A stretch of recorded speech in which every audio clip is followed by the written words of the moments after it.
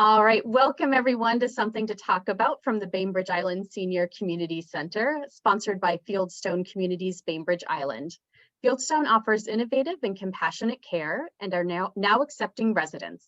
They also offer day stay and respite programs. Call 360-689-4314 to schedule a tour of Fieldstone's beautifully appointed apartments on Rolling Bay today. And I'd also like to take a moment to acknowledge that the Senior Community Center is on the ancestral homeland of the Coast Salish people, specifically the Suquamish tribe, the people of the clear salt water. We honor them and we are grateful for their hospitality. So thank you again for those joining us and those who will be watching. I am so happy to have with us today Robin Gaphni, who happens to be a dear friend of mine and a former colleague. And Robin is going to talk to us today about the Blodel Wellbeing Programs. Robin is the manager for the Blodel Reserve talk on the nature and wellbeing programs, if I said that correctly, Robin, and also the Strolls Wellbeing Program. The grief support group, and we're going to learn so much more about what they have going on over there, learning about these programs today. So Robin, welcome, and thank you so much for being here. Oh, thank you, Katie. It's great to be here. And I've done this a few times, but always in a different, when I was working at Island Volunteer Caregivers. So now I'm at Bloedel, and I'm excited to talk to you about the programs that we have now, and then some future ideas of what we're going to maybe do in 2024.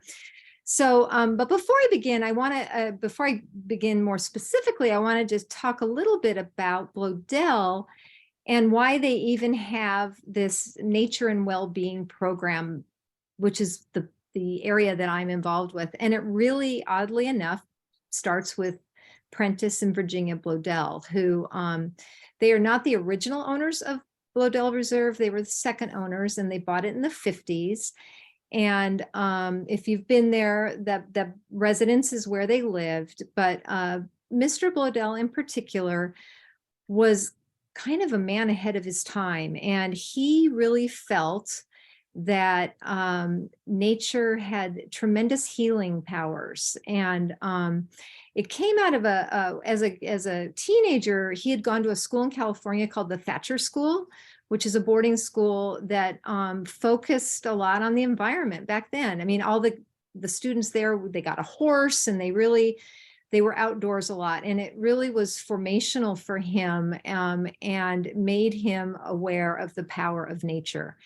And interestingly, his family got their money, and the business his dad was in the timber area. And he did not want to do that. And in fact, there's correspondence between, he really wanted to be a teacher at the Thatcher School, because he felt like this was the area that was kind of up and coming, and that he just felt like he knew something that needed to be spread. But his father really wanted him to go into the family business. And there's a really interesting correspondence between Mr. Bloedel and the headmaster at the Thatcher School, where he's saying, I don't really want to do this. And the headmaster said, you probably should do it for a couple years, make your dad happy, learn the business.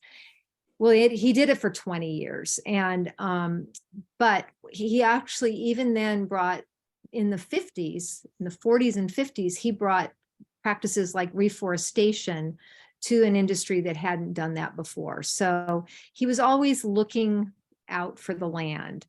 And so when Mr. and Mrs. Blodel bought this, he immediately started to kind of design these beautiful gardens that Blodel Reserve has today. And he employed some leading landscape architects. He actually was in conversation in the 60s with the first therapeutic horticulturists. And, in those days, which is like, wow, using nature to heal, what is it? And he just had this sense that trees and being outside was good for people. He had polio as a young adult. And so when he walked, he always had a walking stick, and he just knew. So the reason I bring it up is that we feel like this particular, the well-being programs that Blodel's offering although Mr. and Mrs. Bloedel are gone, that they would be really thrilled with what the continuing on with this mission. So what happened is in around 2012, 2011, 2010, around that era, a trustee of the Blodel Reserve had gone to a garden in Florida called the Murakami Gardens, and they had this great little program called Strolls for Well-Being. And she thought, oh my gosh, this would be the perfect program for Bloedel. And it's interesting because Murakami, as I understand it, is less than 10 acres. It's a very small garden, but they had developed this with a woman who's a nurse, a PhD nurse thing, somebody in healthcare, about trying to design these walks for people to do. So this trustee went back to Bloedel and said, I think we've got something and we can do it on obviously a larger scale because Bloedel's 150 acres. And so they did, and they came up with the Strolls for Wellbeing program that exists today. And so what is it? And I'm going to tell you, I actually was a part of the Strolls for Wellbeing pilot program in 2014. So I got to experience firsthand the program. And so what it is and how it exists today is it is a 12-week program where it's mostly self-guided, right? But you come in as a group, you have an orientation where you come and you meet in the Japanese guest house and you're presented with the program. You get a 6-month free membership to Bloedel, and you get this beautiful journal. And it's got beautiful pictures and quotes, and it's hard to see on the Zoom, I know. And it has these 12 themed walks. And what they are is they've divided the garden up into, there's 4 sections of it with 3 walks in each section. So for instance, it starts in the Japanese garden, and it's themed. So it starts in the Japanese garden, and the first walk is called Awareness, okay? So that it's really to kind of become aware with your surroundings and where, and take things slowly. That's the whole thing. You really just want to, you're not rushing through. You're not trying to get all your steps in. You really are just trying to be aware of where you are. Other themes are possibility, connection, transition, journey, forgiveness, joy, freedom, trust, reflection, gratitude, and fulfillment. And they can be done out of order. We always say, please do the first one, walk 1 in the Japanese garden, awareness. And after that, you can go wherever you want.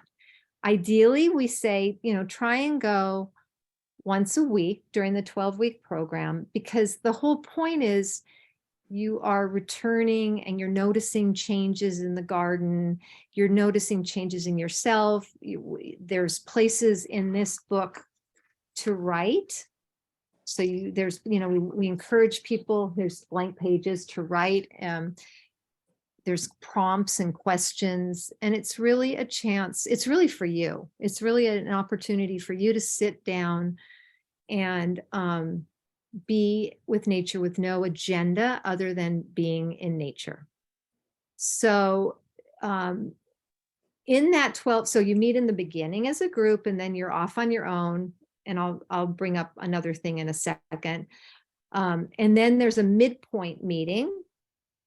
And the midpoint meeting, we just had our, we're about to end our spring Strolls program. Next week is the final one.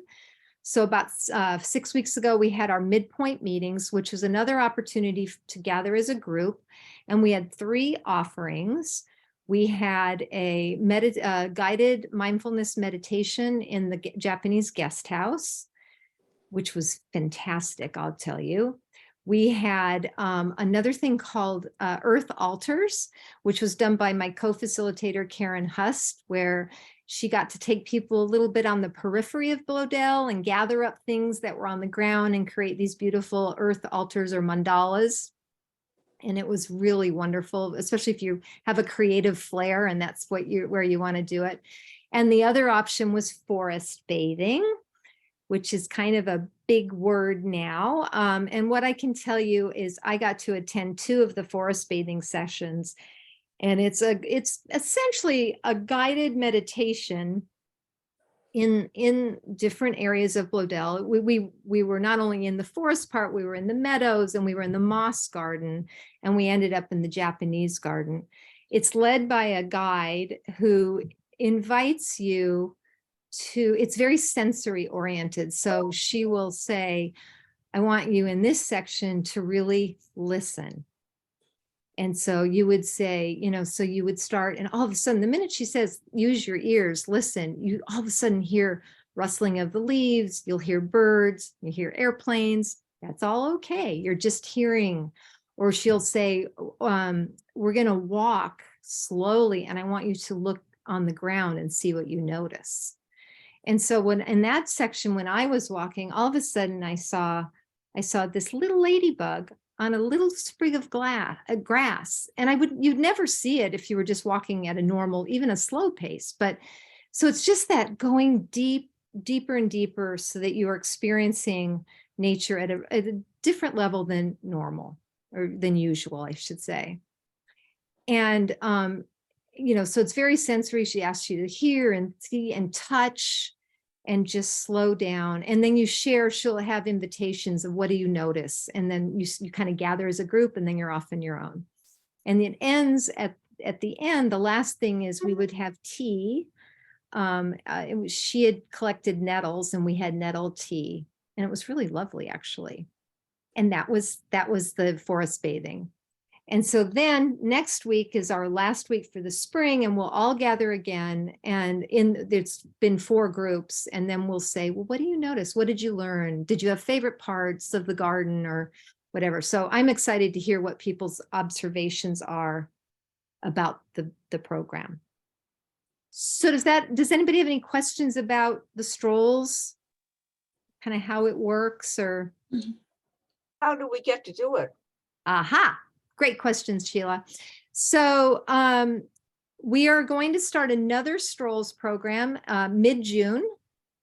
And you can go onto the Bloedel website and look under nature and well-being and strolls, and sign up. You better do it soon, because I will say we just put the links up, and unlike the spring program, which did not fill up, we are going to fill. So we have a few options.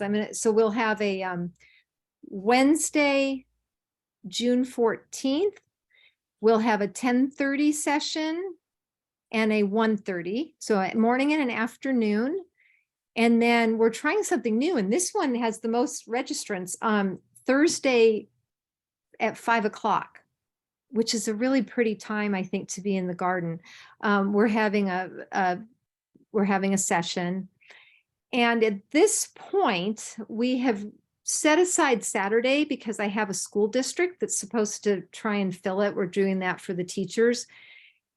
They are not filling up, and so they have until June 5th. If they don't get at least 15 people, that one may open up to the public.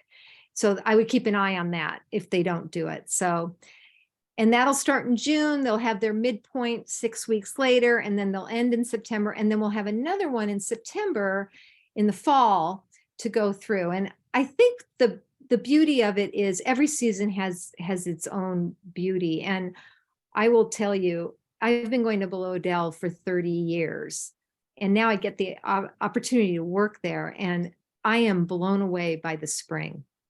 I mean, it has been, if you know Bloedel, the rhododendron glen is just bursting with blooms and smells, and it's just amazing. And so it's been really fun to watch it kind of unfold. I just started working there mid-November, and so I'm excited for summer. I'm excited for fall, and at this point we don't do one in the winter, but I'm kind of thinking we're hardy Northwesterners, and we might as well try. So maybe next winter we'll do one. But so you sign up online, Sheila, and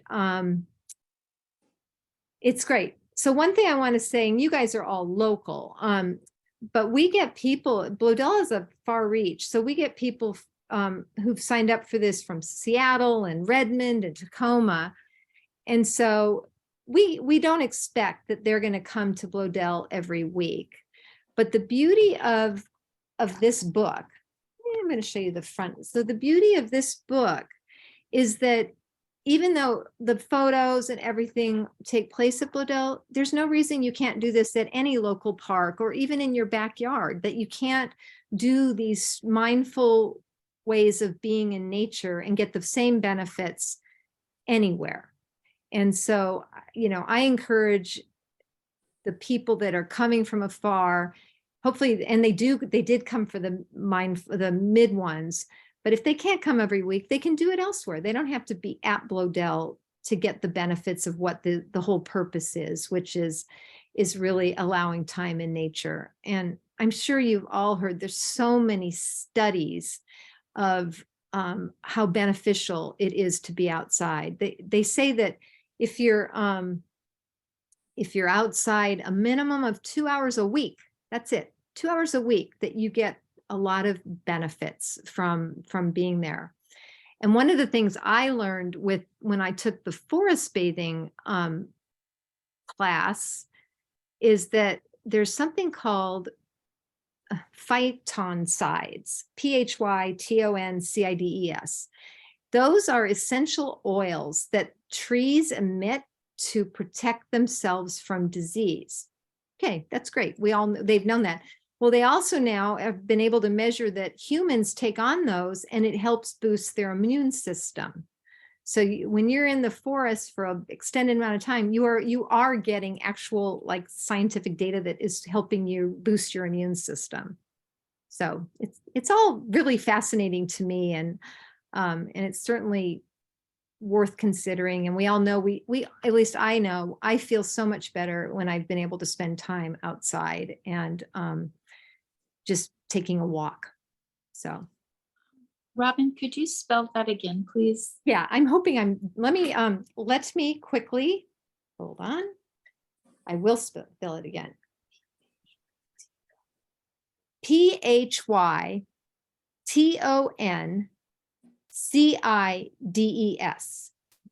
And it says they are antimicrobial, allochemic, volatile organic compounds derived from plants.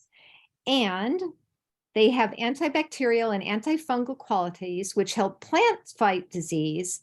When people breathe in these chemicals, our bodies respond by increasing the number and activity of a type of white blood cell called natural killer cells, or NK.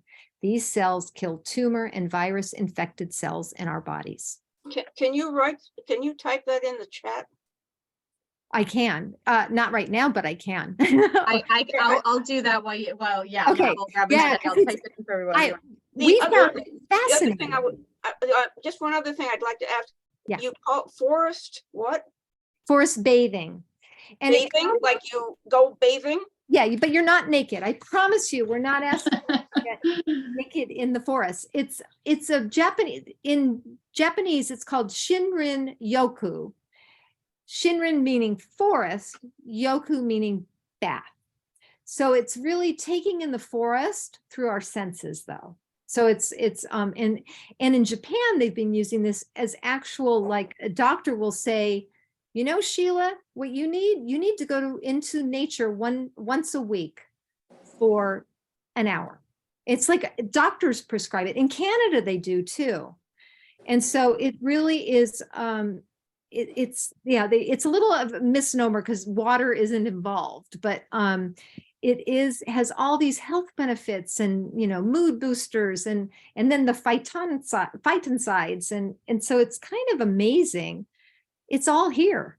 It's not, and we are lucky because we live in a beautiful place that it's not difficult to get to a forest pretty easily.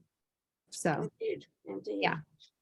So anyway, I just think it's great. And I'm kind of, I'm very excited. So what, you know, I said I might give you a little teaser about 2024. due to the response we had for our first series of forest bathing in this last spring's strolls, is my hope is that it will continue to be a part of the the strolls program, but I also want to be able to offer forest bathing once a month, because that people could sign up for. And the person that has been doing it lives on the island. She's been trained. She can take 12 people at once on a little guided tour. And there's just so many, there's so many benefits to it. And Bloedel, of course, is a perfect place to do it. Do you have to be a member of Bloedel in order to take part in these programs? No. Yeah. Hi, Reed. You don't. In fact, you get a 6-month free membership if you join the Strolls program. So it's a great deal. Of course, we hope after the program that you would join, because we hope to always be able to offer the Strolls program free to people, in the hopes that maybe then they'll become a member afterwards, and so that we can continue to keep offering the program.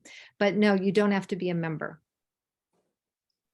That is fantastic. I mean, that is just such an incredible opportunity for folks to get to be able to access Bloedel. I mean, yeah. Robin, I had a question. Is it geared towards any like certain age group, or is this something that? Yeah. It's funny. I've talked to Tina, who's our forest guide, and at the Bloedel level, right now, it's not geared to any. It tends to be adults. But there's an obvious group that really could benefit from, and that's teenagers. And I hope that eventually if not Bloedel, people can work with teenagers, because anxiety levels are running through the roof, and it's a great way to slow it down, take away devices, etc. So ours is not. We don't have kids in it either. But yeah.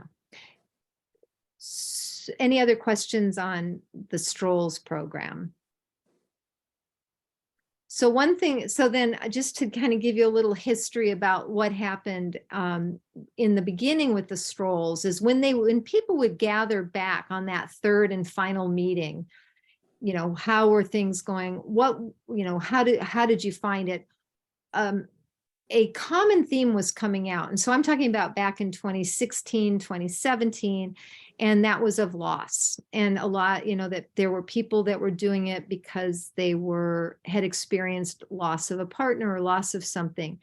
And so back then they thought, well, you know what, why don't we look at grief groups? Why don't we look at seeing a way to deal with this, since this seems to be a little bit of an underlying theme. And so back in 2018, Bloedel was at that point partnering with Virginia Mason, and they had the idea of doing grief groups in the Japanese guest house. And so they approached a retired psychiatrist, Ted Rainierson, who had been at Virginia Mason in Seattle. And he said, sure, I'd be interested, but I don't really, even though I live on Bainbridge, my community has been over there. And so then they came to me because I had been doing the grief groups for IVC. And so Ted and I partnered up for a pilot program in 2019 in the Japanese guest house. And we have now, that's way beyond a pilot program. We've been leading grief groups since then.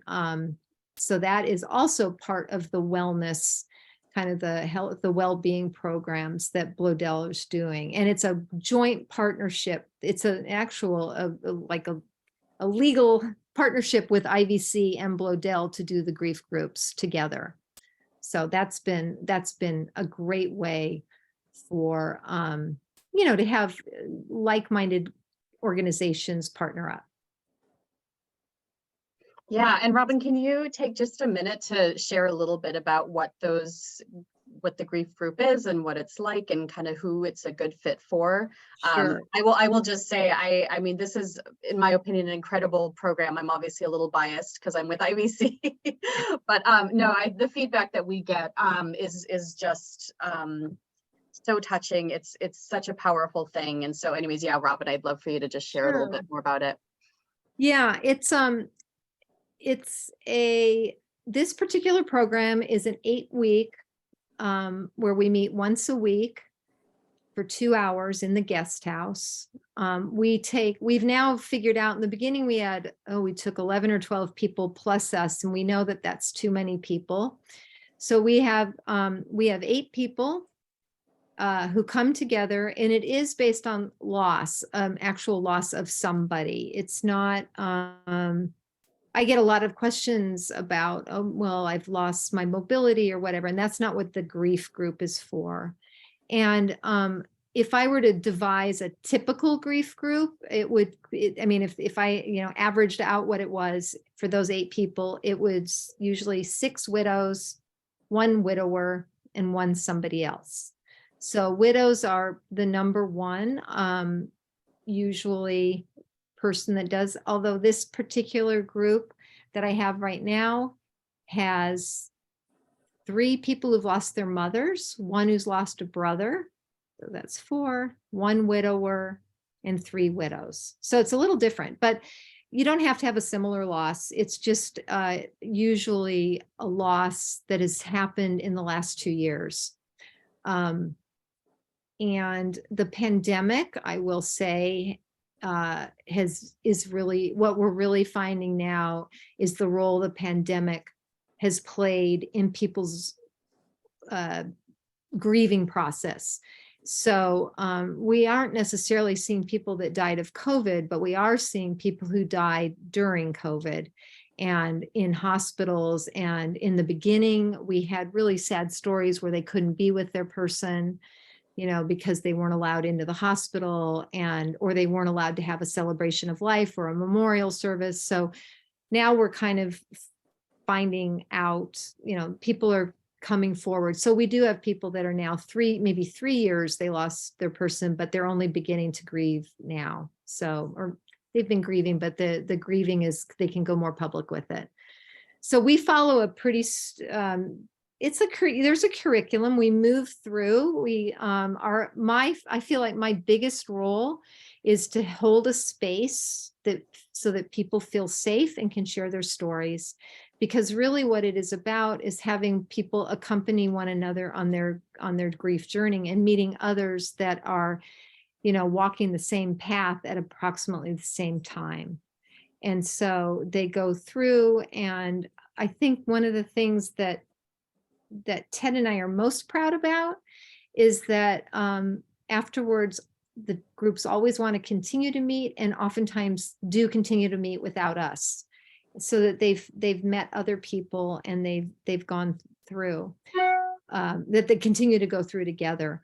And a kind of a mini program that's developed from something that grew out of the grief groups is we have it's called the Strolls for Widows program. And so for people that have come through the grief group, we have 2 people that are part of the IVC Compassionate Companion Program, which is another one-on-one grief group. They're facilitators there, and they now facilitate guided walks at Bloedel for widows that have gone through the grief group. And they meet every couple weeks. They go together, and it's another example of community, which I think is so important. And so they walk together, and it's a little looser. They don't have, sometimes they might have 8 people, sometimes they might have 6 people, sometimes 10 people, but they'll continue through October and then probably take a break for the winter. But it's just another example of using the beautiful setting of Bloedel for people to come together. So. Yeah, I was going to say, Robin, as you were sharing about the different programs, it seems like they would just blend together so beautifully. I mean, obviously you could do them separately, but yeah, just the way you described the Strolls program, I could see for anyone participating in the grief group. I mean, wow. Yeah, that's very cool. Yeah, one of the things that I with the Strolls program, what I notice, we do have people who are in active treatment for things like cancer that are coming, and that what we're finding is their oncologists or their social worker at the oncologist's office are recommending that they do this. So, it is catching on in America that it's, being outside, this can be really good for your health.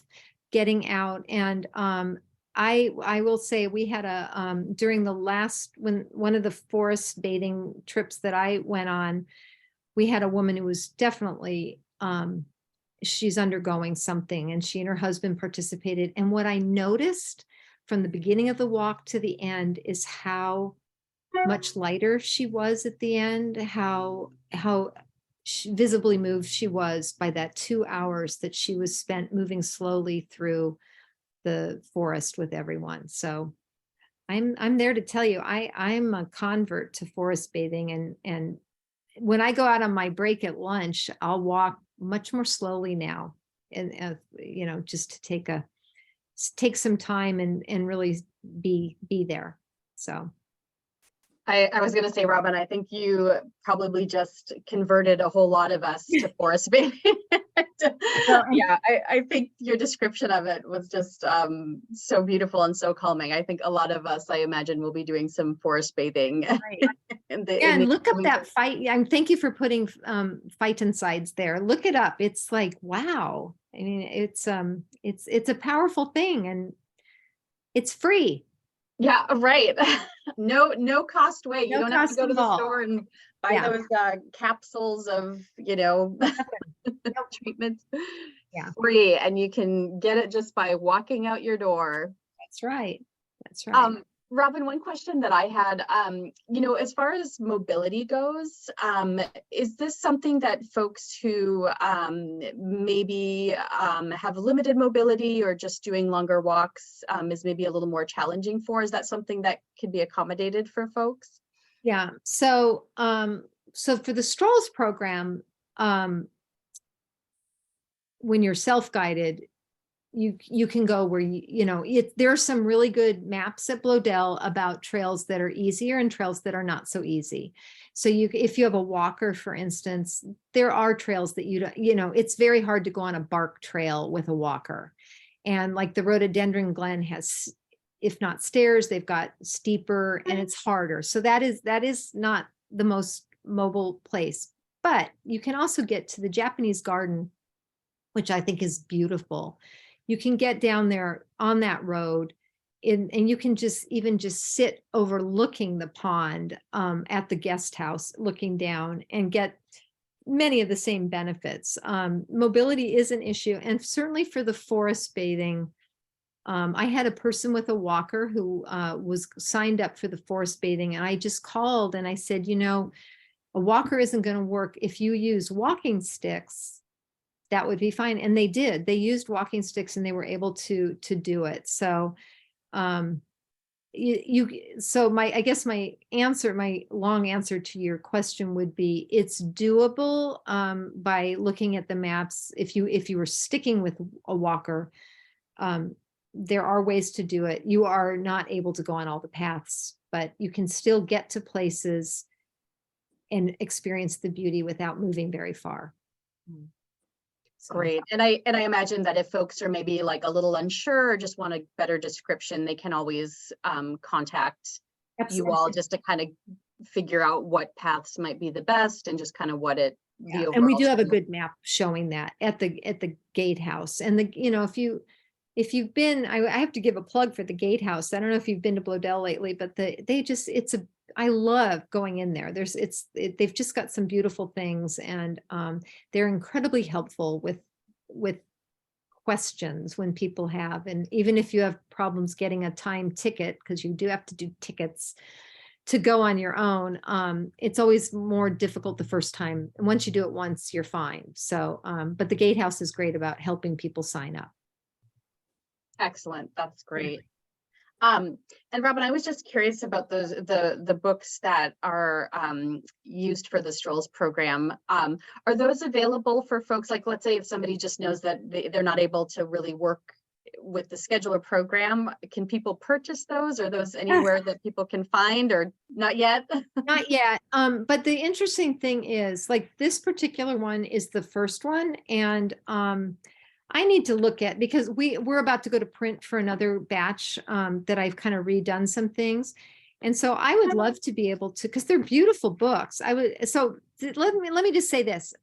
at this point, no, but I'm hoping that we can somehow make this available, because I do think it's worth, even if you lived in, Illinois and you wanted to bring it back and do this in your backyard, there's some great prompts and some great quotes that could help you do it wherever. And I would love to see us sell them. So at this point, no, but maybe in the future. Okay, so for anybody who's interested, maybe keep your eyes out or check back in a little down the road, because yeah, those books sound great. I mean, They're just, really nice. yeah, a nice guide. So, any other questions for Robin while we have her here? Oh, I should probably ask, when can you sign up for the grief group? The grief group. Thank you for asking. Oh yeah, which I neglected to tell you. So, right now we're in the midst of one, and we're going to take the summer off, and then we have another one in the fall that is oversubscribed. We have a big waiting list, and but for 2024, we are going to offer 4 groups, one a season, and I'm taking names now. So if you're interested, maybe Katie, you can put my email up there. It's rgaphni@blodelreserve.org. You can write me, and I can get you on the list. It's hard. There's a big demand out there, and whereas we used to only do 2 a year, and this year we did 3 a year, we are doing 4, and we are also cross-training people so that we have other facilitators, not just Ted and myself. And so for 2024, we'll have 6 of us that can do them. And I've already reserved the guest house for all of the sessions, and we would be able to get people in. But it is, at this point, I'm telling people, besides us, and to get on a waiting list, to also, there are 2 other, they're faith-based groups. We're not faith-based, but there are 2 faith-based groups on the island, one through St. Cecilia's and one through Cross Sound Church. They both use the same program, which is called Grief Share. That's an option too. And I think, I don't know if they're as quite as oversubscribed as we are. Yeah, thank you. Grief Share through St. Cecilia's and Cross Sound Church. But yes, if you want to just email me, and we can go from there. Yeah, and in Okay. fact, Robin, I did hear from one of the groups, and so we're working on adding their postings to Bird, to the Bainbridge Island Resource Directory. So for folks who are familiar with Bird, those postings will be up hopefully in the next few weeks. So if you're trying to think of where to find them, again, connecting with Robin to get that contact information. You can also contact me, and I'll put my email in there as well. And then again, on the Bainbridge Island Resource Directory, we'll hopefully have that up soon, so folks can go to that website in order to get contact information as well. Right. So looking ahead, just to what I'm envisioning. So 2023 has been my first year there, and so it was. So the grief programs have been pretty steady, but then it was getting the scrolls programs back, and they're back, and we're going. And so we will continue in 2024 with them, with the grief groups. And then, like I said, I'm really hoping to have some of these standalone forest bathing classes, mindfulness meditation in the in the guest house. There's so many. You could do qigong, tai chi. There's just a lot of things that would fall under nature and well-being, and so I'm excited. And I think, when I first started talking, I think the thing is, we feel like Mr. and Mrs. Bloedel would be happy with the direction that we're going, because they understood well before a lot of people did how healing nature can be. And we're excited. We're excited about the possibility of bringing more programs like this to Bloedel. And if you have ideas, I'm always available to talk and, see what we can do. That's great. Clearly there are already so many wonderful programs happening at Bloedel, but it sounds like there's more to come, and I think we'll be really excited to kind of see what happens in 2024 and beyond. So yeah, just awesome. Any other questions for Robin? Okay. Well, again, I've put Robin's contact information up in the box. And again, if you miss any of this, you can always reach out to the Senior Community Center, reach out to us at IVC, and we'll make sure to get you connected. Robin, thank you so much for sharing with us.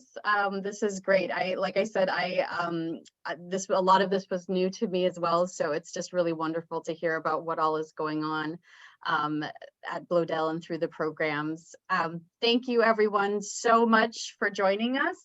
Happy forest bathing to any of you who choose to do that in the coming days. I know it looks like we're finally getting the beautiful weather that we've been waiting for. So I hope you all go out and enjoy. Okay. Thank you, everyone. Thank you.